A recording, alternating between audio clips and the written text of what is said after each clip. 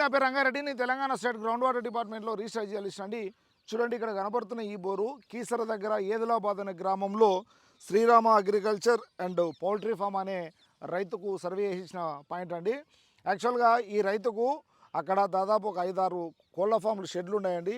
చాలా పెద్ద కోళ్ళ ఫామ్ షెడ్డు. వాటికి నీరు అనేది చాలా మంచి వాటర్ కావాల్సి వస్తుందండి. కానీ గతంలో తనకుండే బోర్లన్నీ కూడా ఈ పొలానికి ఆనుకొని మూసీ కాలువ ప్రవహించడం వల్ల అక్కడ ఆ నీళ్ళన్నీ పొల్యూట్ అయిపోయి ఆ నీరు కోళ్లకు తాగడం వల్ల రోగాలు వచ్చే పరిస్థితి ఉంది. అలాంటి పరిస్థితుల్లో ఆ నీళ్లకు బదులు మాకు మంచినీరు కావాలని మమ్మల్ని సంప్రదించడం జరిగిందండి.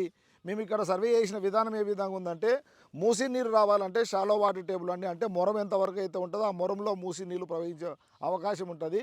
కాబట్టి మొరం కాకుండా మనకు బండ కింద, అంటే లోపల రాక్ కింద ఫ్రాక్చర్స్ ఉంటే ఆ నీళ్లు మంచినీళ్ళుగా ఉంటాయని ఒక అభిప్రాయంతో మేము సర్వే చేయడం మొదలుపెట్టామండి.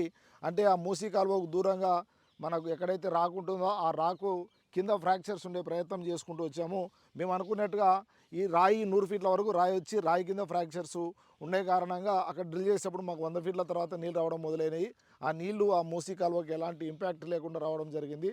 సో రైతులారా, చూడండి, ఒక జియాలజిస్ట్ని సంప్రదించినప్పుడు అక్కడ ఉండే కండిషన్స్ ప్రకారము కొందరికి ఉప్పు నీళ్ళు వచ్చే ప్రమాదం ఉంటుందండి. కొన్ని ఏరియాలో కోస్టల్ బెడ్లలో, కొన్ని ఏరియాల్లో ఫ్లోరిన్ ఉంటుంది. ఈ విధంగా ఉన్నప్పటికీ వాటిని మేము కొంతవరకు అవాయిడ్ చేయడానికి అక్కడ ఉండే ఫార్మేషన్ బేస్ చేసుకొని సర్వే చేసి ఇస్తాము. ఇలాంటి విషయ పరిజ్ఞానం అది కేవలం జియాలిస్టులకు తెలుసు, కానీ ఈ టెంకాయలు రాయి కడ్డీల ద్వారా వెళ్ళినప్పుడు వాళ్ళకి ఏమాత్రం పరిజ్ఞానం లేని కారణంగా రైతులు చాలా నష్టపోయే ప్రమాదం ఉంది. సో మేము ఇక్కడ చేసిన ప్రయత్నం అనేది సఫలీకృతమైందండి. Thank you.